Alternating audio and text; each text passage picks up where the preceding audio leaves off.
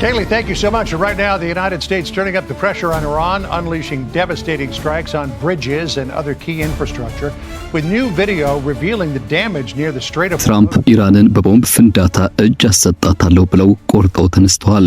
የኢራን መሰረታዊ የሚባሉ ድልድዮች፣ የባቡር መስመሮችና የኃይል ማመንጫዎች በሙሉ እንዳይሆኑ ሆነዋል። በአንጻሩ ደግሞ የአሜሪካ ጦር መርከቦች የሆርሙዝ ባህር ውስጥም የእሳት ራት እየሆኑ ይገኛሉ።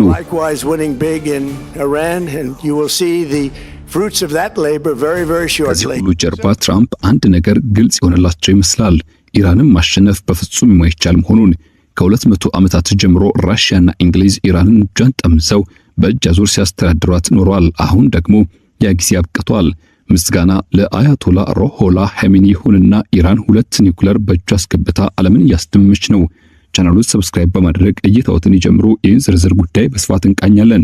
ቪዲዮ ላይክ ማድረግ ቀዳሚ እርምጃው ይሁን። መልካም ቆይታም። 65 people have been killed in demonstrations that began in Tehran almost 2 weeks ago. Some 60 Americans, bound and blindfolded, are now beginning their 6th day of captivity inside the US embassy in Tehran. በዘመናዊ የዓለማችን ታሪክ ውስጥ እንደ ኢራን ያለ እምቢተኝነትን በተግባር ያሳየ ሀገራት ጥቂት ናቸው።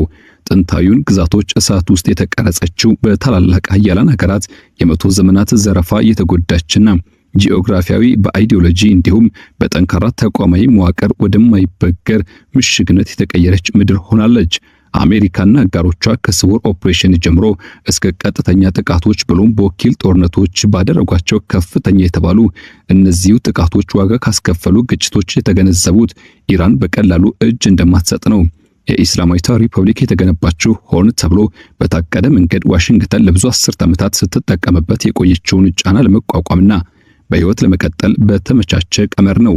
የኢራን መልክዓ ምድራዊ አቀማመጥ፣ ወታደራዊ ዶክትሪንና የመቋቋም አቅም ያጤኑት የወታደራዊ አቅም አውጪዎች፣ የታሪክ ተመራማሪዎችና የደህንነት ተንታኞች ስለዚህ ስሌት ውጤቱን ያነሳሉ።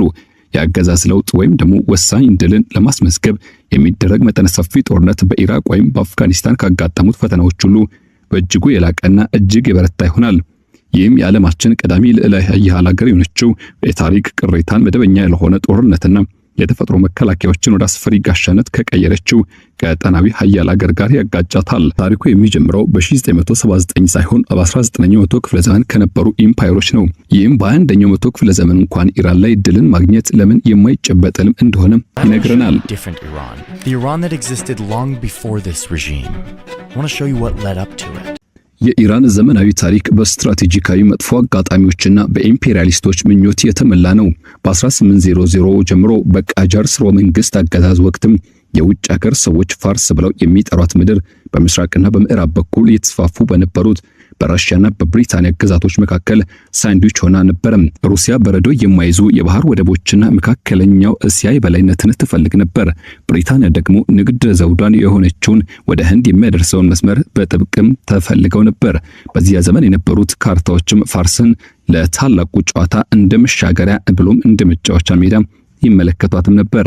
ራሽያ በተከታታይ ጦርነቶች የኢራን ጦር በመደምሰስ ግዛቶቿን በመንጠቅና እንደ ቱርክና ቻይና ያሉ ከባድ ካሳዎችና ከህግ በላይ የመሆን መብቶችን የሚሰጡ ውሎችን ጫነችባቸው።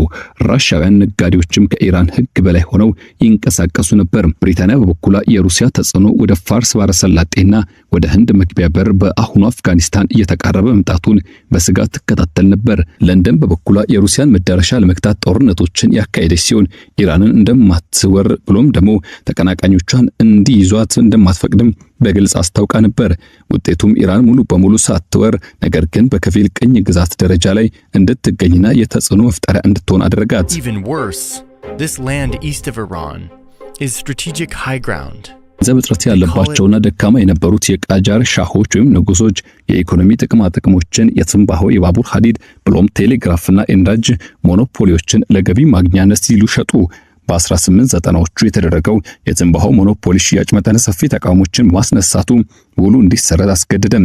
ይህም አዲስ የፖለቲካ ንቃተ ህሊናን በኢራን ውስጥ ፈጠረም። በህዝባዊ አመጽ ንጉሱን ማንበርከክ እንደሚቻል ብሎም ደግሞ በብዙ መልኩ ለውጦች መምጣት እንደሚቻሉ ተማሩ። በ1905 የተካሄደው የህገ መንግስት አብዮት በንጉሳዊ ስልጣን ላይ እንዲሁም በውጭ ሀገር ስምነቶች ገደብ እንዲጣል ጠየቀ። ይህ ብቻ አይደለም። ፓርላማው ደግሞ መጅልሱ ብቅ ቢልም ራሽያ ግን ወታደሮቿን በመላክ ምላሽ ሰጠች። መጅልሱን በቦምብ ደበደበች፣ ተራማጆችም መሪዎቻቸውንም ገደለች። ይህም በውጭ ኃይል የሚጨፈለቅ የውስጥ ማሻሻያ ጥረት ያለማቋረጥ ተደጋገመ። They show up to the parliament with a bunch of cannons and they open fire on the parliament building. They kill hundreds ነዳጅ of ግን ሁሉንም ነገር ለወጠው። በ1901 የተፈረመው የዳርሲ ስምምነት ፍለጋ መብቶችን ለብሪታንያ ሰጠም። ዋና ዋና የነዳጅ ቦታዎች በተገኙበት ጊዜ ብሪታንያ ከከሰል ድንጋይ ወደ ነዳጅ መሸጋገሪያ ላይ ለባህር ኃይሏ የሚሆን ነዳጅ አገኘች። ዓለም አቀፋዊ የበላይነቷንም አረጋገጠችበት። አንግሎ ፐርሺያን ኦይል ካምፓኒ በኋላ ላይ BP በተባለው ሀብቱን ወደ ውጭ ያግዝ ጀመር። በአንደኛው ዓለም ጦርነት ወቅትም ገለልተኛ የነበረችው ኢራን ወረራ፣ ረሃብና በሽታ ደርሶባት እስከ 2 ሚሊዮን የሚደርሱ ሰዎቿ እንዳለቁባት ይገመታል። በሁለተኛው ዓለም ጦርነት ደግሞ ሌላ የአንግሎ ሶቪየት ወረራን አስከተለም። ይህም ዛሬም ሻህን በስደት እንዲሄዱ አድርጎ ልጃቸውን በስልጣን ላይ አስቀመጠም። እነዚህ የውጭ ሀገራት ጣልቃ ገብነቶች በኢራን ልብ ውስጥም የተረሱ አልነበሩም። የኢራን ብሔርተኝነት መሰረት የሆኑት የውጭ ኃይላትም ኢራንን እንደ መጫወቻ ሜዳ የጡንቻ መለካከያ ሆነው ያድርጓትና ያዩዋትም ነበርም። ሀብቷ ተበዘበዘ፣ ሉዓላዊነቷ ተሸረሸረ፣ ህዝቦቿን በኢምፓየር መሰዊያ ላይ ተሰዉ። It's one of the reasons the British won and Germany, who didn't have access to nearly as much oil, lost. ከሁለተኛው የዓለም ጦርነት በኋላ በዲሞክራሲያዊ ምኞት ትናወጥ ነበር። መሐመድ ማውሳዴቅ የተባሉት ጠቅላይ ሚኒስትር የነዳጅ ሀብቱን ለማስመለስ ቃል በመግባትም ወደ ስልጣን መጡ። በ1951 ዓ.ም ፓርላማው የነዳጅ ኢንዱስትሪውን ብሔራዊ አደረገው። የውድ ሀብቷን ቁጥጥር ያጣቸው ብሪታንያ ማዕቀብ በመጣልና የባህር ኃይል እገዳ በማድረግ ምላሽ ሰጠች። ሞሳዴቅ ግን ወይ ፍንክች አባቢሏ ልጅ በማለት በእጅ የሚሉ አልሆን አሉም። በቀዝቃዛው የዓለም ጦርነት ወቅትም ብሪታንያ ለስጋት ተጋላጭ ለነበሩት የፕሬዝዳንት አይዘንሃወር አስተዳደር ሞሳዴቅ ለሶቪየት እንዲሰማራ የስለላ መረጃዎችን እንደፈበረከች አሳወቀች። የሲአይኤና ብሎም ደግሞ የMI6 ቅንጅት የሆነው ኦፕሬሽን አጃክስ ተጀመረም። ጉቦ የተቀነባበሩ ተቃውሞች፣ የሚዲያ ዘመቻዎችና ወታደራዊ ጫናዎች ጥቅም ላይ ዋሉ። ሻሁ ለጊዜው ሸሽተው የነበረ ቢሆንም መፈንቅለ መንግስቱ ተሳካም። ሞሳዴቅ ታሰሩ፣ በሀገር ክህደት ተከሰሱ፣ በቁም እስራት ተቀጡ። የነዳጅ ትርፉ እንደገና የተከመረ መጣም። አሜሪካም ከፍተኛ ድርሻ አገኘች፣ እንግሊዝም እንደዛው ድርሻዋን አፈሰች። And the Shah goes on to do a version of what his dad did to Iran, to modernize ታዲያ the country. ይህ ኦፕሬሽን የኢራንን በማቆጥቆጥ ላይ የነበረውን የህገ መንግስት ሙከራ አደቀቀው። የአሜሪካ ሰው ሆነው የተመለሱት ሻሁ ኃይለኛ የምዕራባውያን ተጽዕኖ ማስተናገድን ጀመሩ። የመሬት ማሻሻያዎችን፣ የሴቶች መብትና ዓለማዊ ፍርድ ቤቶችን ከፈቱ። ነገር ግን ይህ ሁሉ የሆነው በሳቫክ ስውር ፖሊስ በስቃይና በሳንሱር የታጀበ ነበር። ለዚህም ደግሞ CIA ነበር የሚያሰለጥንላቸው። ቂም በቀል እየፈነገለ ባለበት በዚህ ወቅት ላይ የነዳጅ ሀብቱ ቤተ መንግስቶችንና ግብዣዎችን ይደግፍ ነበር። አያቶላ ሩሆላ ሆሚኒ ደግሞ ይህን ቁጣ በመምራት ሻሁን እንዳሻንጉሊት፣ አሜሪካን ደግሞ እንደ ታላቁ ሰይጣን ፈረጇት። ከስደት የተላኩት የካሴት ስብከቶችም ጎዳናዎችን አጥለቀለቋቸው። በ1979 ዓ.ም አብዮቱ ፈነዳም። ሻሁ ሸሹ። ሆሚኒ በሚሊዮኖች የሚቆጠሩ ህዝቦች ታጅበው ተመለሱ። በአሜሪካ ኤምባሲ ውስጥም ታጋቾች ተያዙ። አሮጌው ስርዓት የወደቀው በጦር ሜዳ ሽንፈት ሳይሆን በህዝብ ፍላጎት ነበር። አዲሱ ህገ መንግስትም የተጣራ ዲሞክራሲ ፈጠረም።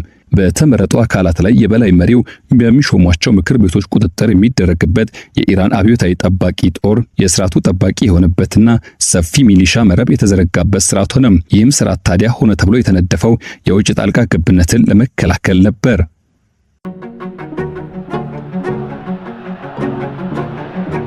This is what a revolution looks like.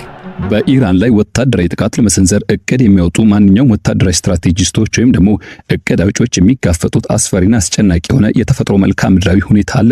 ኢራን ከ636,000 ስኩዌር ማይል በላይ ስፋት ያላት ሀገር ስትሆን ይህ ስፋቷ ከጎረቤቷ ከኢራቅ ስፋት በ4 እጥፍ እንድትበልጥ ያደርጋታል።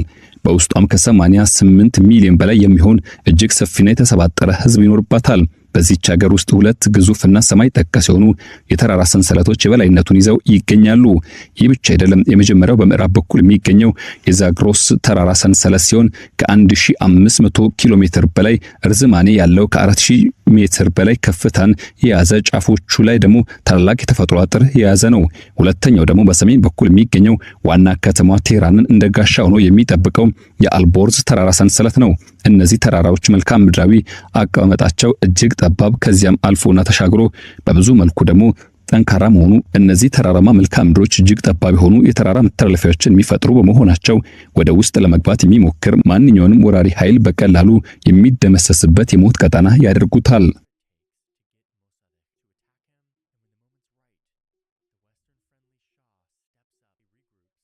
ከነዚህ ተራራማ ግንቦች በተጨማሪ በሀገሪቱ መካከለኛው ክፍል ላይ የሚገኙት ታላላቆቹ በረሃዎች ዳሽተር፣ ካቪር እና ሉት በረሃ በመላው ምድር ላይ ካሉ እጅግ አስቸጋሪ አየር ንብረት ካላቸው ቦታዎች መካከል ይመደባሉ። እነዚህ በረሃዎች ሰውንና ከባድ መኪኖችን ልክ እንደ አሸዋ ዋጥ አድርገው የሚያስቀሩ የጨው ክምችቶችና አሸዋ ሜዳዎችም ያሉባቸው ናቸው። በእነዚህ አካባቢዎች ያለው የሙቀት መጠን ከ76 ዲግሪ ሴልሺየስ በላይ የሚጨምር በመሆኑ የማንኛውንም ዘመናዊ ጦር ወታደራዊ ስምሪትና ሎጂስቲክስ ሙሉ በሙሉ መዋጥና ማክሸፍ የሚችሉ ሰፊና አስፈሪ ባዶ ምድረ በዳዎች ናቸው። በእንደነዚህ አይነት እጅግ አስቸጋሪና አስከፊ መልክዓ ምድራዊ ሁኔታዎች ውስጥም በመቶዎች የሚቆጠሩ ማይሎችን የሚረዝመው ወታደራዊ አቅርቦት መስመሮችን መዘርጋትና መጠበቅ ጦሩን ለቀጣይነት ላለው አቅም ማሟጠጥና ድንገተኛ አደጋዎች አጋልጦ መስጠት ማለት ነው። በሌላ በኩል ደግሞ የኢራን ባህር ዳርቻዎችና መዳረሻዎችም በጣም የተገደቡና ጥንቃቄ የተከበቡ ናቸው። በተለይም በዓለም አቀፍ ደረጃ 20% የሚሆነው የነዳጅ ንግድ የሚያልፍበት የሆርሙዝ ባህር ወሽመጥ በኢራን ቁጥጥር ስር ባሉ ደሴቶችና ስልታዊ በሆነው መንገድ የተተከሉ ሚሳኤሎች የተከበበ በመሆኑ ለዓለም አቀፍ ኢኮኖሚና ለባህር ኃይል እንቅስቃሴ እጅግ አስፈሪ ስጋትን ይደቅናል። የኢራን ወታደራዊ ዶክትሪን ኢን ተፈጥሯዊ ስጦታ ሙሉ በሙሉ መሰረት ያደረገ ነው። ሀገሪቱ የምትከተለው ወታደራዊ ስትራቴጂም መደበኛ ያልሆነ ያልተመጣጠነ ጦርነትን በተለያዩ ቦታዎች ላይ የተበተኑ ወታደራዊ ኃይሎችን በከርሰ ምድር ውስጥ የተገነቡ ጥልቅ ወታደራዊ ተቋማትና ጠላትን ወደ ቀጠናው እንዳይገባ የመከላከል አቅም ያላቸው ስትራቴጂዎችን ያካተተ ነው። የባላስቲክ ሚሳኤሎች፣ ሰው አልባ ድሮኖች፣ የባህር ውስጥ ፈንጆችና ፈጣን የጦር ጀልባዎችም የፋርስ ባህረ ሰላጤ ለማንኛውም ወራሪ የባህር ኃይል እጅግ አደገኛና አስፈሪ የጦር ሜዳ ያደርጉታል። የኢራን አብዮታዊ ጠባቂ ጦርና በሚሊዮን የሚቆጠሩ የበሲጂ ሚሳኤሎች ብሎ ሚሊሻ መረቦችም በመቶ ሺዎች የሚቆጠሩ አባላትን ያቀፈ በመሆኑ በማዕከላዊ ቁጥጥር ባይኖር እንኳን በተበተነ መልኩ ጠንካራ የተባለ የመቋቋምና የመከላከል እርምጃዎችን ለመውሰድ ያስችላቸዋል። በሀገሪቱ የውስጥ ክፍል የሚገኙት ታላላቅ የከተማ ማዕከላት ደግሞ ወደ ውስጥ ዘልቆ ለመግባት ለሚሞክር ወራሪ ኃይል በየቤቱና በየመንገዱ የሚደረግን አሰቃቂና ደም አፋሳሽ ውጊያን የሚጠይቁ በመሆናቸው ለተከላካዩ ወገን እጅግ ከፍተኛ ስልታዊ ብልጫን ይሰጣሉ።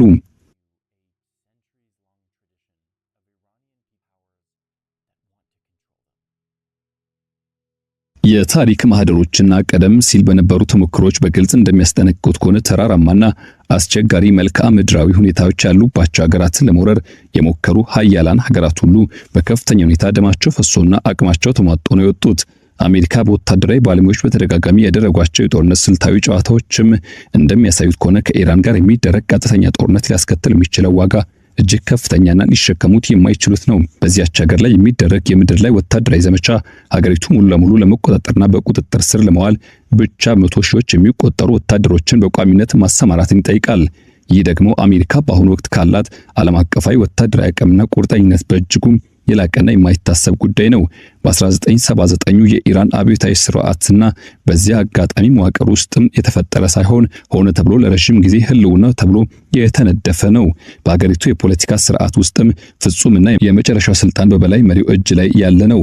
እርሳቸው ወታደራዊና የፍትህ አካላት መሪዎችን በበላይነት ይሾማሉ። በጠባቂ ምክር ቤት በኩል የሚወጡ ህጎችን ውድቅ ማድረግ ሙሉ መብት አላቸው።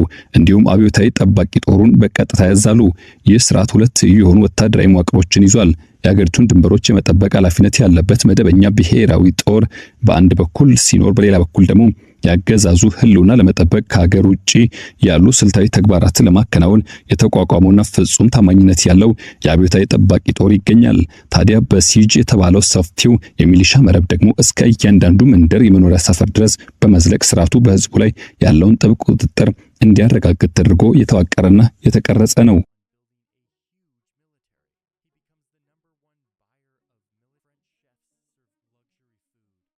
ከዚህ በተጨማሪ ኢራን ከሀገሯ ድንበር ውጪ የዘረጋቻቸውና የእርሷ ተላላኪ ሆነው የሚንቀሳቀሱት የወኪል ኃይሎች መረብ የሀገሪቱን ተጽዕኖ የመከላከል መስመር በእጅጉ ያስፋፋሉ።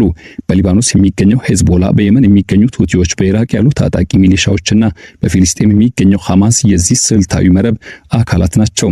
እነዚህ አካላት በዋነኛነት በተለያዩ ጊዜያት ከፍተኛ ወታደራዊና ፖለቲካዊ ውድቀቶች፣ ኪሳራዎች ቢደርሱባቸው እንኳን አሁንም ድረስ ለቴህራን አገዛዝ ከገዛ ድንበሯ ውጪ ሰፊ የመከላከያና የማጥቃት ስልታዊ ጥልቀትን መስጠታቸውን ቀጥለዋል። የኢራን ኒውክሌር መርሃ ግብርና የዩራኒየም ማበልጸግ ሂደት ለአገዛዙ የመጨረሻውና ዋነኛው የህልውና ዋስትና ተደርጎ የሚወሰድ ነው። ምንም እንኳን በተለያዩ ጊዜያት የአየር ጥቃቶች፣ ዓለም አቀፍ ስምምነቶችና ማዕቀቦች ቢጣሉባትም የኢራን የኒውክሌር ፕሮግራም ወደፊት መገስገሱን አላቆመም። አልፎ ተርፎም በአጭር ጊዜ ውስጥ የኒውክሌር መሳሪያ ባለቤት የመሆን አቅም ከፍተኛ ደረጃ ላይ ደርሷል። ይህም ያገዛዙን ለውጥና ስርዓት ከ1980 እስከ 1988 የተካሄደውን አስከፊውን የኢራቅ ወረራ ለብዙ አስርት ዓመታት የጣሉባትን ታሪካዊ ማዕቀቦች፣ የሳይንቲስቶቿን ግድያና የውስጥ ህዝባዊ ተቃውሞችን ሁሉ በጽናት ተቋቁማ ማለፍ የቻለችበት ሚስጥር የተደቀኑባትን አደጋዎች የሀገርና የህዝብ ህልውና ስጋት አድርጎ ማስቀመጥና የህዝቡን ብሔራዊ ስሜት በማቀጣጠል ረገድ ባለው ከፍተኛ ስኬት እንደሆነ ይታመናል።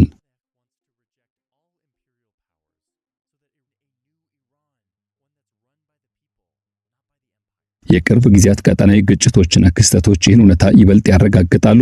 የአየር ላይ ጥቃቶችና የሚሳኤል ዘመቻዎች የኢራን ወታደራዊ ተቋማት በከፊል ሊያዳክሙ ቢችሉም የሀገሪቱን አጠቃላይ ተብሎ ሊጠቀስ የሚችል ስርዓትና መዋቅርን ፈጽሞ ሊሰብሩት አልቻሉም። የሆርሙዝ ወሽመጥ ለጥቂት ጊዜያት እንኳን በመዘጋቱ በዓለም አቀፍ ደረጃ የነዳጅ ዋጋን ሰማይ እንዲነካ የማድረግ አቅም ያለው ሲሆን የኢራን ሰው አልባ ድሮኖችና የባህር ውስጥ ፈንጂዎች ደግሞ በማንኛውም ወራሪ ኃይል ላይ ከባድና መደበኛ ያልሆነ ወታደራዊ ኪሳራን በተደጋጋሚ ያስከትላሉ። ስለዚህም ከውጭ ኃይል የሚሰነዘርና አገዛዙን ለመለወጥ የሚደረግ ማንኛውም ወታደራዊ ሙከራ የኢራን ህዝብ ከአገዛዙ ጋር የሚያጣላ ሳይሆን ይልቁንም መላውን የኢራን ህዝብ ወራሪውን ጠላት ለመመከት በአንድነትና በብዙ መልኩ ተባብሮ እንዲነሳ ካገዛዙ ጎን እንዲቆም የሚያደርግ ከፍተኛ ስጋት አለው።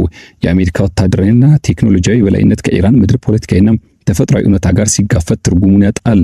አሜሪካ በአየርና በባህር ኃይል ብቃቷ በትክክለኛ የሩቅ ርቀት ጥቃቶች ብሎም በከፍተኛ ወታደራዊ አቅርቦት ስምሪት ረገድ በዓለም ላይ ወደር የላትም። ይሁን እንጂ ኢራን የሚሰነዘሩባትን ጥቃቶች ሙሉ በሙሉ የመቋቋም ወታደራዊ ሀብቶቿን በተለያዩ ስውር ቦታዎች የመበተንና መደበኛ ያልሆኑ መንገድን አጸፋዊ እርምጃ የመውሰድ ሰፊ ልምድ አላት።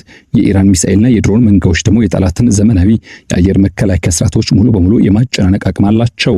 የባህር ውስጥ ፈንጂዎች ዓለም አቀፍ መርከብ ጉዞችን በከፍተኛ ሁኔታ ያሰጋሉ። እንዲሁም ቀጠና የወኪል ኃይሎችም በበላው መካከለኛው ምስራቅ የሚገኙ የአሜሪካና አጋሮቿን ጥቅሞች ኢላማ ማድረግ ይችላሉ። በመሆኑም ኢራን በኃይል ለመቆጣጠር መሞከር ቀደም ሲል በኢራቅና አፍጋኒስታን ካጋጠሙት ፈተናዎች በእጅግ የላቀ እጅግ ሰፊ ህዝብ ያለበት አስቸጋሪ መልክዓ ምድር ያለውና ከፍተኛ የሃይማኖትና የብሔራዊ ስሜት መነሳሳት ባለባቸው ተከላካዮች የሚመራ መጠነ ሰፊ የውስጥ ሽምቅ ውጊያና ተቃውሞን መጋበዝ ማለት እንደሆነ ሊታወቅ ይገባል ይላሉ ብዙዎች።